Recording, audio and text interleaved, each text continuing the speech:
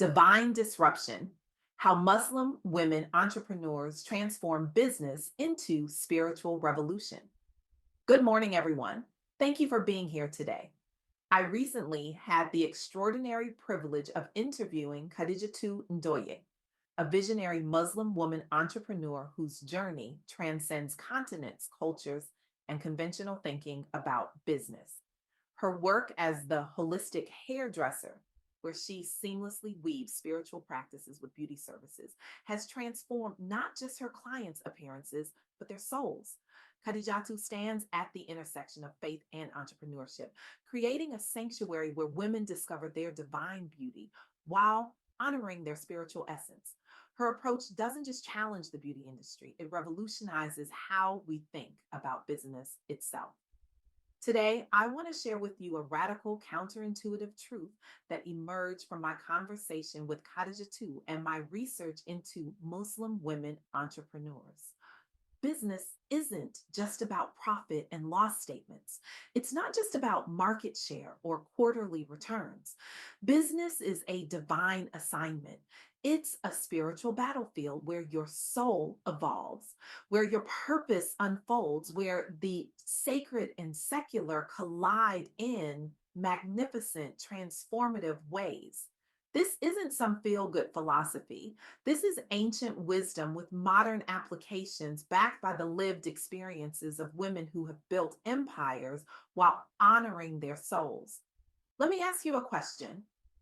When was the last time you experienced what society calls failure in your business? A product that flopped, a partnership that imploded, a market that rejected your offering, a dream that died. Now, what if I told you that in the tradition of Muslim women entrepreneurs, these aren't failures at all? They are sacred classrooms, divine assignments crafted specifically for your evolution. What if every rejection letter is actually a love letter from the universe redirecting you toward your true path? This perspective doesn't just change how we feel about business challenges, it transforms how we respond to them. It's not about avoiding failure, it's about recognizing that what we call failure is actually a curriculum designed for our spiritual growth. Khadija too shared with me how she viewed her marriages as soul contracts meant to awaken different parts of herself. My first marriage, she told me, was built on survival, but it taught me that I was meant for more than just surviving. I was meant to thrive. This same principle applies to business. Every challenge, every setback, every apparent dead end is actually a doorway to deeper understanding and greater alignment with your purpose. The evidence is clear. Muslim women are founding startups at unprecedented rates across sectors from e commerce to fintech, often after multiple attempts and pivots. Their success isn't linear, it's a spiritual evolution marked by resilience, faith, and an unwavering belief in divine timing. Consider the story of Khadija bint Khuwailid, the original Muslim businesswoman from the 7th century. Imagine a woman in deeply patriarchal pre Islamic Arabia navigating a male dominated trading environment while maintaining her reputation and business integrity. Born into a merchant family, she inherited her father's business, but she didn't just maintain it, she expanded it through strategic partnerships and trade routes throughout Arabia and beyond. What makes Khadija's story so remarkable isn't just that she became one of the wealthiest merchants in Mecca, it's how she did it. She implemented innovative business strategies by hiring trustworthy agents to conduct trade on her behalf, including a young man named Muhammad, who would later become her husband and the prophet of Islam. She established a reputation for fair dealing and quality merchandise in an era when such ethics weren't always the norm. Khadija managed a vast trading empire, employed numerous people, and was known as Al Tahira, the pure one, for her business ethics and personal integrity. She eventually used her resources to support the early Muslim community, demonstrating that business success and spiritual values aren't just compatible, they're synergistic. For Khadija, business wasn't separate from her spiritual journey, it was the vehicle for it. Her wealth wasn't just financial capital, it was spiritual currency that funded a movement that would transform the world. This brings me to the second insight from my conversation with Khadijatou: sovereignty as a business strategy. We often think of business decisions in terms of market analysis, competitive advantage, and return on investment. But what if the most powerful business decision is often saying yes to yourself? What if sovereignty, the act of claiming your throne, is the most potent business strategy available to you? Khadijatu's journey teaches us that sometimes healing doesn't mean staying in situations that no longer serve you. Sometimes healing means walking away. Sometimes healing means building something new. In the business world, this translates to recognizing when a business model, partnership, or market approach needs to change. Muslim women entrepreneurs are increasingly creating businesses aligned with both Islamic values and personal sovereignty. As Khadija Chandajatu told me, your business should be a throne, not a prison. Let that sink in. Your business should be a throne, not a prison.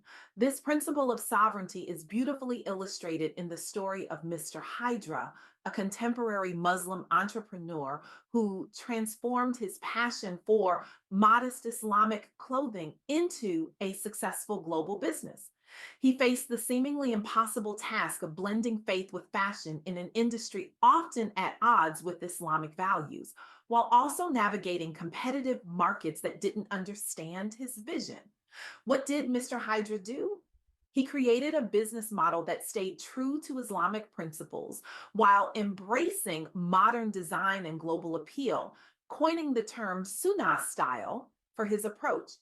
His business evolved from a small startup to a halal business empire with international reach, proving that faith based entrepreneurship can thrive in contemporary markets. Mr. Hydra's journey began with a vision to provide modest yet fashionable clothing options for Muslims, addressing a gap in the market while honoring religious values. He successfully turned passion into profit while maintaining the integrity of his faith, creating employment opportunities and inspiring other Muslim entrepreneurs.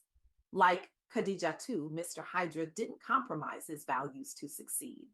Instead, he built his success on the foundation of those values. He claimed his sovereignty. This leads me to the third insight from my conversation with Khadijatu: the evolution from survival to sacred purpose. Many entrepreneurs begin from necessity but evolve into purpose. Khadijatu's first marriage was built on survival, but her journey ultimately led to spiritual entrepreneurship. Similarly, many Muslim women entrepreneurs start with practical needs but transform their work into platforms for community impact. Digital transformation has empowered women to build businesses from home that honor both faith and innovation. Your business isn't just about making money, it's about creating a legacy. As Maya Angelou once said, my mission in life is not merely to survive, but to thrive, and to do so with some passion, some compassion, some humor, and some style. This quote perfectly captures the journey from survival to sacred purpose that characterized so many successful Muslim women entrepreneurs.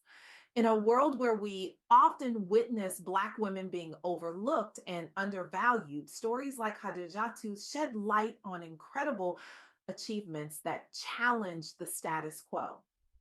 Her journey from survival to sacred purpose offers a powerful model for all entrepreneurs, regardless of faith or background. Now, I want to be clear about something. I'm not suggesting that we abandon business fundamentals, strategic planning, market analysis, financial management. These remain essential. What I am suggesting is that we integrate our spiritual wisdom with our business acumen. This integration creates a powerful alchemy. When we view our businesses as divine assignments, we bring our whole selves to our work. We tap into intuition alongside intellect. We recognize patterns that others miss. We persevere through challenges that would defeat those motivated solely by profit. There's a beautiful affirmation that Khadijatou shared with me. My business is a throne from which I serve my purpose. Imagine approaching your work each day with that mindset. How would it transform your decisions, your customer interactions, your product development? The journey from survival to sacred purpose isn't always easy. It requires courage to align your business with your deepest values, especially when those values challenge conventional wisdom. It requires resilience to view setbacks as sacred classrooms rather than failures.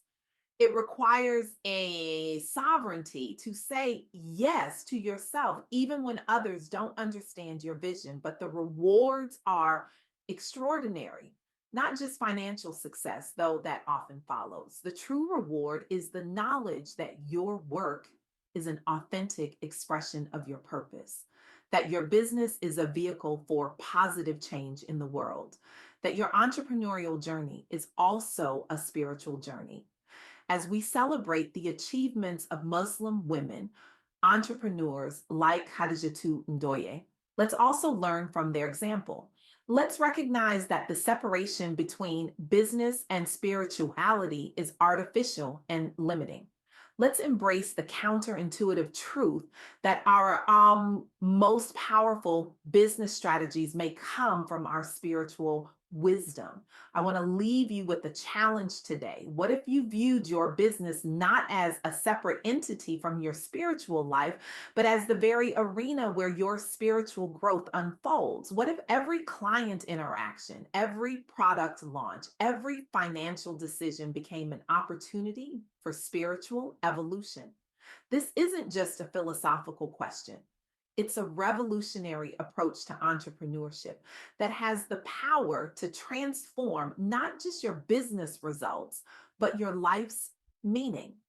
Starting tomorrow, I challenge you to approach one business challenge, the one that's keeping you up at night, as a divine assignment.